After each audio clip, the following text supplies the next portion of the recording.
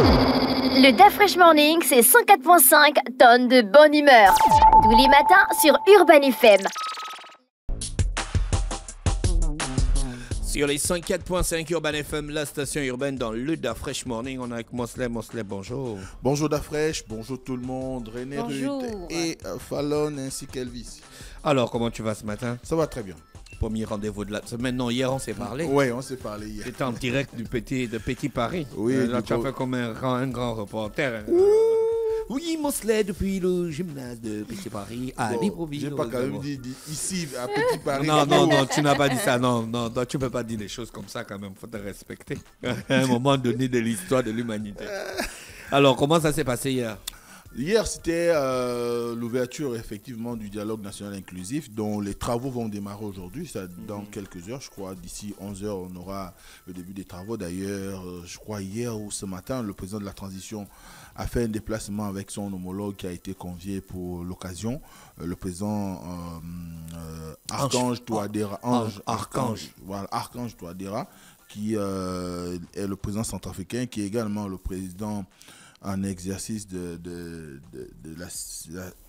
la CEMAC, mais également la conférence des chefs d'État de la CEMAC, Tu as bu de l'eau ce mais matin? également, oui, D'accord. mais également, il est le médiateur pour la CAC, effectivement, et en ce qui concerne la transition au Gabon. Donc, ils ont fait le déplacement aujourd'hui ou hier, selon les informations qu'on a eues, pour pouvoir vérifier du lieu qui a été choisi ou des endroits qui ont été choisis au niveau du stade d'Angondje pour pouvoir accueillir les commissaires et différentes personnalités qui ont été invitées à prendre part au débat, donc aux commissions. Et il y aura le lancement. Cette fois-ci, ce sera le bureau effectivement du dialogue national inclusif constitué d'un grand nombre de pasteurs, de prêtres et j'en passe, et qui va fortement chercher des solutions, du moins encourager les panélistes et les commissaires à trouver des solutions viables pour notre pays. Donc, on est dans cet esprit où hier, c'était beaucoup plus l'ouverture. Et tu sais que comme toute ouverture, l'ambition est de pouvoir planter le décor, de pouvoir remercier, de dire ce qu'on pense et comment on perçoit l'avenir en ce qui concerne les travaux qui doivent être menés par les personnes qui ont été conviées. D'ailleurs, c'est en ce sens qu'après la lecture du décret portant nomination des membres du bureau du dialogue national inclusif par le secrétaire général du ministère de la réforme des institutions, il y a eu une allocution. D'abord, la cérémonie d'installation du président du bureau de la commission, qui est l'archevêque métropolitain de Libreville. Et pourquoi il est métropolitain? Métropolitain parce que parce qu'il faut déjà, à la base, il est archevêque de Libreville, donc c'est un peu le premier représentant de l'Église catholique au Gabon. Pas un peu, c'est le premier représentant de l'Église catholique au Gabon. Il est le premier entre ses pairs parmi les évêques, parce qu'il faut savoir. C'est à cause de ça qu'on a mis le mot métropolitain, parce qu'il gère la métropole. Il gère aussi bien Libreville que le Gabon. Du moins l'estuaire, parce que l'archidiocèse de Libreville a vocation, du moins exerce aussi également son magistère sur la province du Moyen-Ogooué. Ensuite, vous avez le diocèse d'Oyem, le diocèse de Makokou, le diocèse de Franceville, qui a aussi emprise sur le Goué-Lolo, donc le Koulamoutou. Vous avez le diocèse de Mouila qui a aussi emprise sur la Nyanga, donc Tibanga, et le diocèse de Port-Gentil.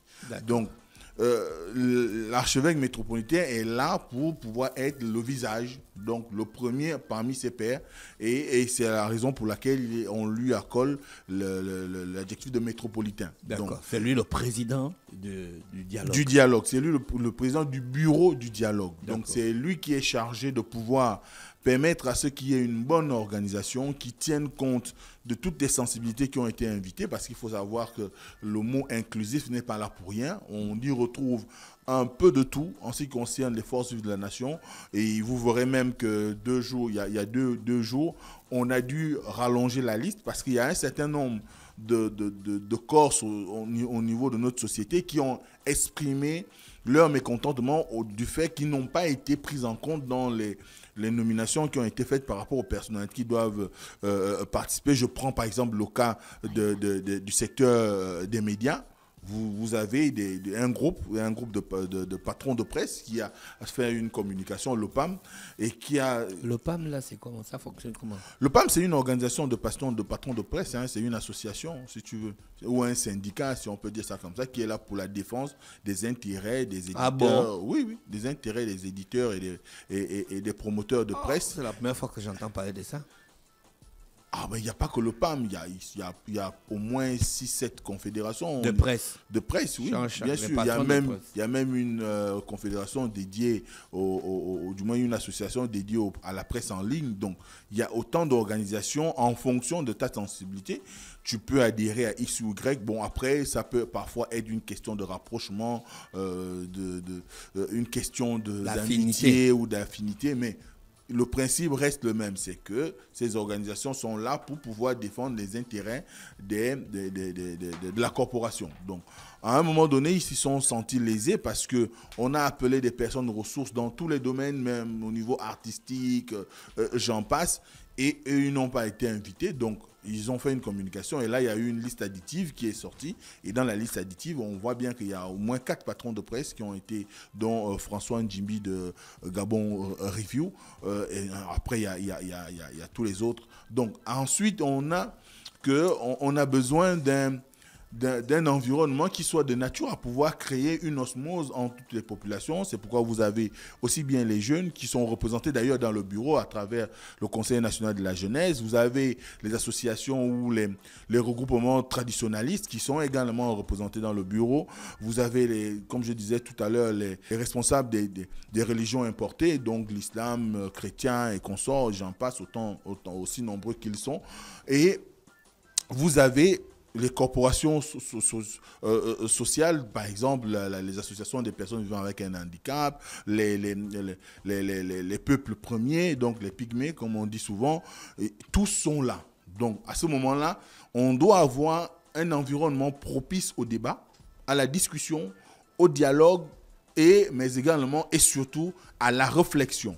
La réflexion va se reposer sur des acquis parce que on ne va pas à ce dialogue comme en 1990 où tout le monde est arrivé avec ses idées, chacun est venu avec son baluchon, peut l'ouvrir et proposer ce qu'il a à proposer. On ne sera plus à la phase de proposition. Il s'agira maintenant d'analyser toutes les contributions qui ont été faites.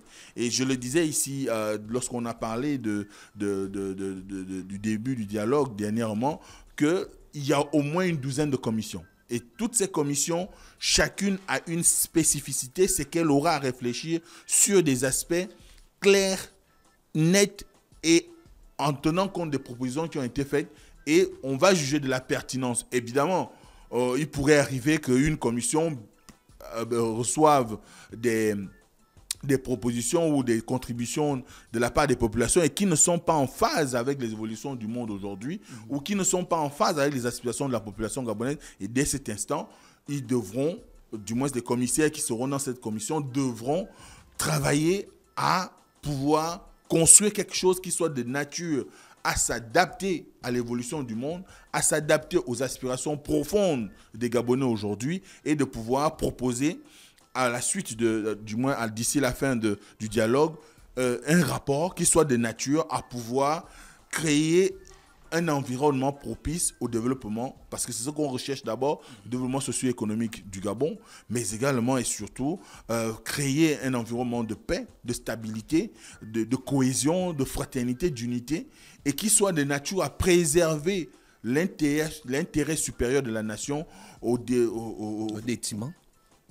J'ai envie de dire, contrairement à ce qu'ils faisaient dans le temps, où certains privilégiaient leur personne. Et j'ai bien aimé lors de la prière, lorsque le pasteur Ngouabina a demandé aux gens de s'asseoir sur leur meilleur ennemi. Les gens ont cru que le dire, c'est peut-être voir l'adversaire qui est en face de vous. Non, le meilleur ennemi de l'homme, c'est l'orgueil, l'ego. Il faut nous asseoir sur nos égos. Et c'est vraiment l'occasion pour les Gabonais. Tu crois que c'est possible, ça? Oui. Avec les vieux cocos, là? Mais la Ils question... ont traversé toute leur vie en piétinant les gens dans le pays. Mais ils ont trouvé aussi une réponse. Hein. Ça a trouvé aussi une réponse parce que le président de la transition, dans son discours, a été clair qu'il ne s'agit pas d'une rencontre politique ou de politica. Il s'agit d'une rencontre des gens qui vont décider de la suite à donner au Gabon. Parce que nous tous, nous sommes d'accord que à la situation actuelle, on a eu un changement de régime, mais ce qu'il faut, il faut aller réformer au dialogue, c'est le système. Parce que le régime, certes, a changé, mais le système semble ne pas avoir changé ou il semble avoir des dents suffisamment dures pour ne pas lâcher prise. Donc, il est important qu'au dialogue, on arrive à une situation où on va s'attaquer au système tel qu'il est proposé aujourd'hui aux Gabonais et on nous amène vers quelque chose de beaucoup plus entraînant vers une société égalitaire. C'est ce que toutes les sociétés du monde cherchent. L'égalité n'est pas forcément dit qu'on aura tous la même taille ou qu'on sera forcément logé dans les mêmes types de maisons. Non, l'égalité, c'est devant la loi. Si un Gabonais a droit, je dis un truc bête, à un bâton de manioc chaque matin, il ne faudrait pas qu'on donne à un et que l'autre n'en a pas. C'est ça, une société égalitaire. Si nous prenons l'égal accès ou l'équité en termes d'accès au système éducatif, il ne faudrait pas qu'on ait des Gabonais qui vont payer 10 000 francs et qu'on ait d'autres qui vont payer 100 000 francs alors que nous sommes dans un environnement, enfin dans le même environnement. Donc il faut encourager les commissaires à travailler beaucoup plus sur des questions qui ont un rapport direct avec la vie au quotidien des Gabonais, mais surtout aussi s'attaquer aux institutions. Parce que le grand problème de notre pays, ce sont les institutions, ce ne sont pas les hommes en réalité. Parce que les institutions ont été tellement affaiblies que un certain nombre de personnes sont devenues fortes. Des super-hommes. Voilà, vous avez des gens qui ont fait 20, 30 ans au gouvernement. Ce n'est pas possible. Bah si, hein. 30 ans au gouvernement. Dans notre pays, il y a des gens qui font 20, 30 ans c'est ce que je dis. Au gouvernement. Dans un système sérieux, ce n'est pas possible. Même les grandes démocraties, à l'Assemblée encore ça peut se comprendre parce que c'est un mandat électif. C'est un rapport entre un homme et une population. Si la population continue à vous faire confiance, on n'a pas de problème.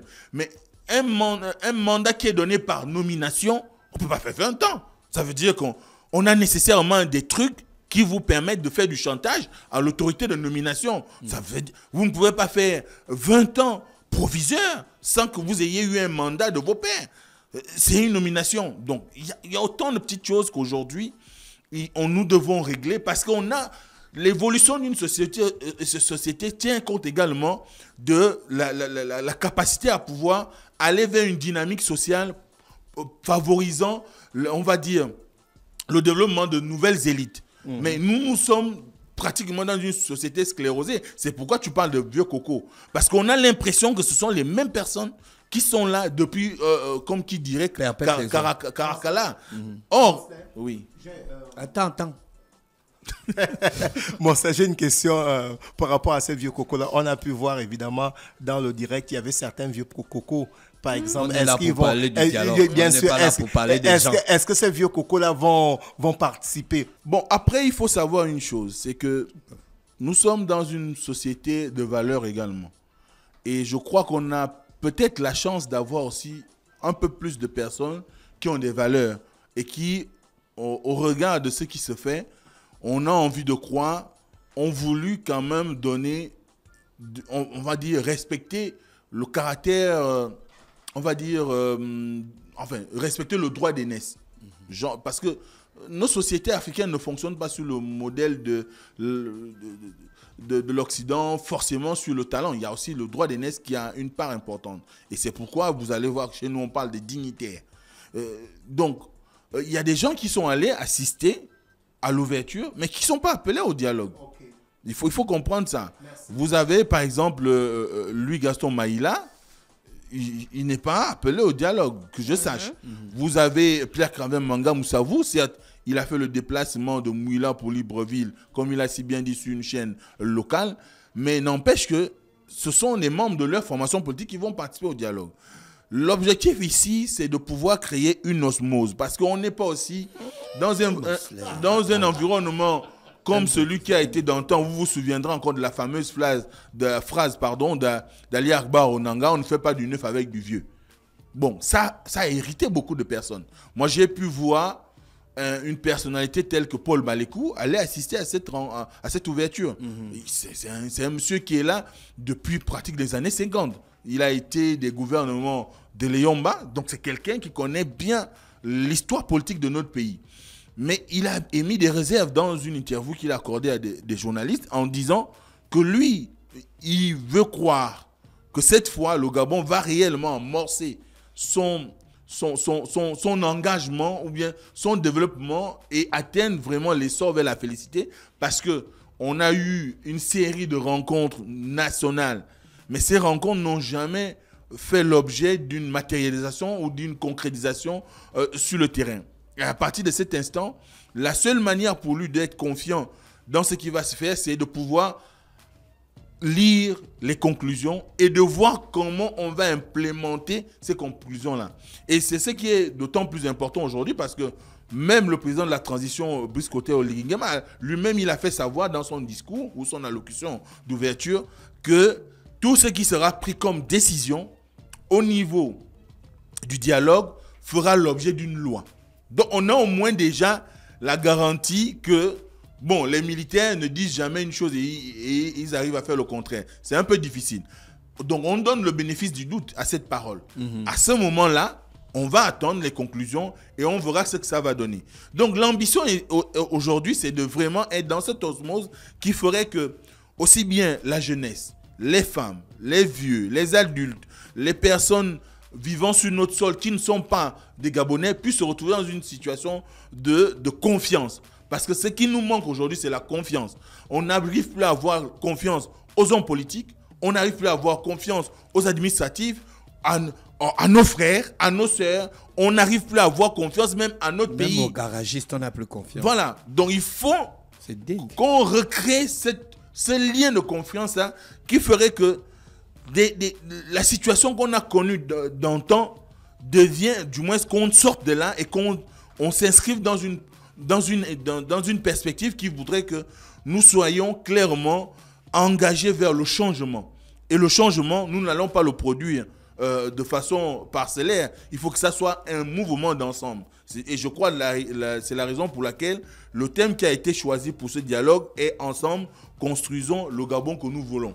Et si nous voulons un Gabon développé, un Gabon où tous les enfants sont récompensés, chacun en fonction de ce talent, il faudra qu'il y ait un sursaut d'orgueil de la part des commissaires qui vont participer à ce dialogue, et surtout que les militaires auront dit, à travers le président du CTRI, qu'ils ont fait leur part aux religieux et aux civils qui sont allés au dialogue, du moins aux panélistes qui sont au dialogue, de faire la leur. Et dès cet instant, on peut voir qu'il y a une volonté manifeste d'amener les uns les autres à travailler réellement pour le Gabon. Et c'est ce que nous attendons, parce que chacun d'entre nous a besoin que nous arrivions à une situation d'accalmie et qu'au lendemain de la transition, chacun puisse réussir à trouver sa place au sein de notre communauté nationale. D'accord. Merci, Mosley.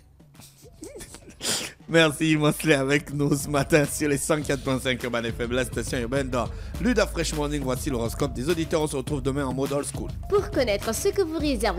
Le Da Fresh Morning, c'est 104.5 tonnes de bonne humeur. Tous les matins sur Urban FM.